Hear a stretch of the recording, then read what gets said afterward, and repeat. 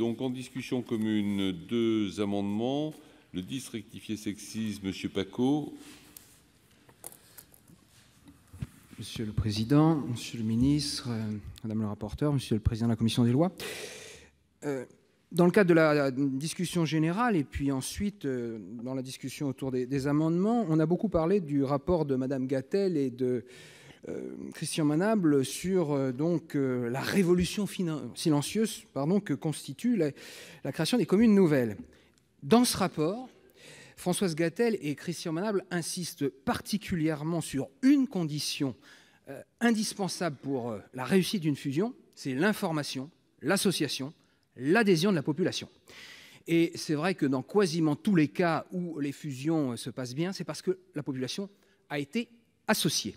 Et donc l'amendement que je vous propose, il peut paraître, entre guillemets, superfétatoire, puisque je vous propose un amendement qui rende obligatoire des réunions d'information ou éventuellement un vote. Pourquoi je propose cet amendement? Parce que dans mon département, mais ça s'est passé aussi dans d'autres départements, et il y a eu une proposition de loi il y a quelques semaines à l'Assemblée nationale d'un député de l'Ain, Xavier Breton, à ce sujet. On a des cas où il y a des conseils municipaux qui délibèrent contre la volonté de leur population, ou plutôt en dissimulant. J'ai un cas à vous donner qui est très récent et qui va faire le contre-pied de ce qu'a dit Jean-Pierre Grand, puisque c'est le préfet qui a rétabli la démocratie. Une fusion, ce n'est pas seulement une affaire d'élus, ça doit aussi et surtout être une affaire de citoyens. Et donc, dans le département de l'Oise, le 26 juillet dernier, deux communes, deux conseils municipaux, Rochy-Condé et Varluy, ont délibéré ensemble pour fusionner. Sauf qu'ils n'avaient pas du tout, et vraiment ils avaient volontairement dissimulé cela. Lorsque la population l'a su, en lisant les délibérations, il y a eu un branle-bas de combat.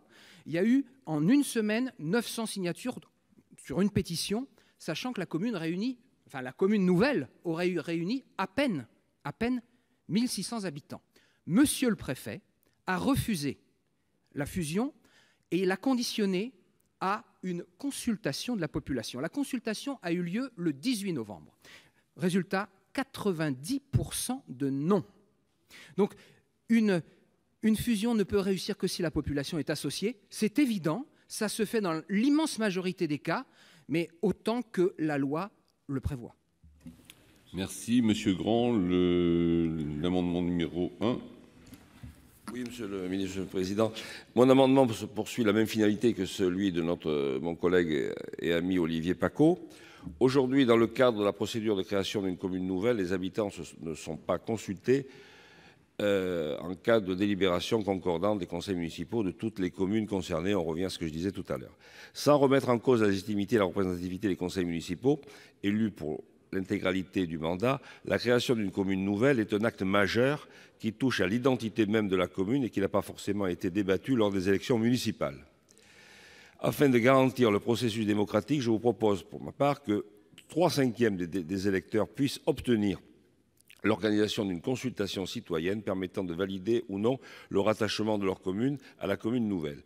Les modalités d'organisation de cette consultation et la saisine des électeurs seront renvoyées à un décret en Conseil d'État qui devra garantir l'anonymat des électeurs au niveau municipal. J'entends, Monsieur le Président Bas, qu'il faut un équilibre entre démocratie représentative et démocratie participative.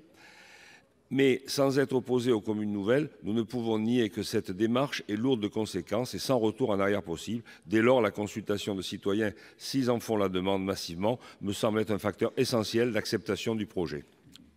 Merci. L'avis de la commission, Madame la rapporteure. Oui, merci Monsieur le Président, Monsieur le Ministre. On voit bien que ces deux amendements, effectivement, partent de situations identiques dans lesquelles des communes nouvelles ont été créées sans adhésion de la population, ou tout du moins sans adhésion postérieure de la population. Néanmoins, on voit bien qu'imposer des formules de réunion publique, de vote et ou de référendum vient alourdir, alors que la procédure de création de la commune nouvelle prévoit déjà un grand nombre de garanties soit effectivement c'est le mandat représentatif avec l'unanimité des conseils municipaux qui décident de la création de la commune nouvelle. À défaut, il y a effectivement, et j'ai déjà fait part des règles tout à l'heure, consultation des citoyens sous la forme d'un référendum. Donc nous pensons que c'est venir pour des situations qui, effectivement, dans lesquelles le bon sens de la consultation et de l'information préalable n'a pas été réalisé, quand bien même les décisions qui sont prises par les conseils municipaux sont publiques et publiées. Nous pensons qu'il vaut mieux imposer un retrait ou un avis défavorable sur ces deux amendements. Monsieur le ministre. Oui, merci Monsieur le Président. Même avis que la Commission pour les mêmes raisons. Merci. Monsieur Didier Marie. Oui, pour explication de vote. Sur l'amendement présenté par Monsieur Pacaud, nous considérons qu'effectivement créer une obligation posera des difficultés. Par contre, nous sommes sensibles à la présentation faite par Monsieur Grand, non pas pour son caractère, je dirais, défensif, à savoir que les électrices et électeurs seraient sollicités face à une décision qui ne leur conviendrait pas, mais plutôt pour la capacité d'initiative citoyenne que vous proposez. Car ouvrir la possibilité à 3/5 des électeurs d'une commune d'obtenir l'organisation d'une consultation citoyenne permettant de valider ou non le rattachement de la commune à la commune nouvelle va dans le sens d'une meilleure association des habitants, s'ils le souhaitent, à une décision de cette nature, et donc nous voterons pour. Merci. Madame Françoise Gatel.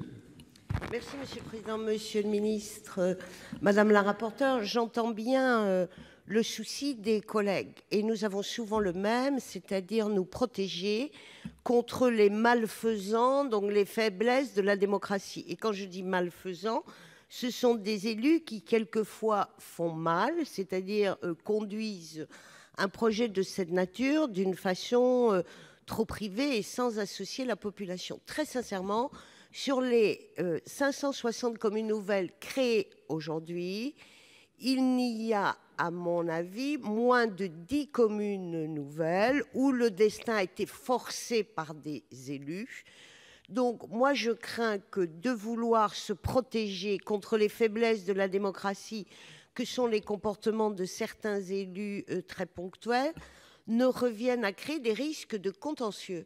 Parce que je ne sais pas comment un juge lira les choses et comment des citoyens estimeront que malgré des réunions d'information, des parutions sur des sites ou des publications, leur information n'a pas été suffisante. Donc moi je pense qu'ici, on prend un risque très fort qui serait dommageable pour une grande majorité d'élus. Donc moi je suivrai l'avis de la rapporteure et du ministre sur ce sujet. Merci. Monsieur Pacaud, suite à la demande de retrait. Non, je ne le retire pas parce que j'aime trop la démocratie. La démocratie, c'est accepter aussi la défaite lors d'un vote. Donc, si le vote est négatif, eh bien tant pis pour moi. Mais par honnêteté vis-à-vis des habitants de mon département qui m'ont demandé de proposer cet amendement, je le maintiens. Monsieur Grand. Monsieur Grand, vous le maintenez aussi. Donc, on va passer au vote du 10 rectifié sexis avec donc 2 avis défavorables de la Commission et du Gouvernement. Qui est pour?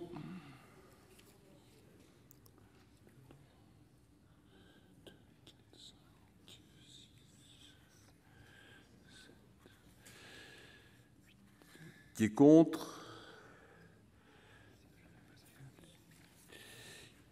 Qui s'abstient? Il n'est pas adopté. Le 1 de M. Grand, avec 2 avis défavorables, qui est pour? Même vote? C'est pas le même vote, donc qui est pour donc? Qui est contre? Abstention, il n'est pas adopté.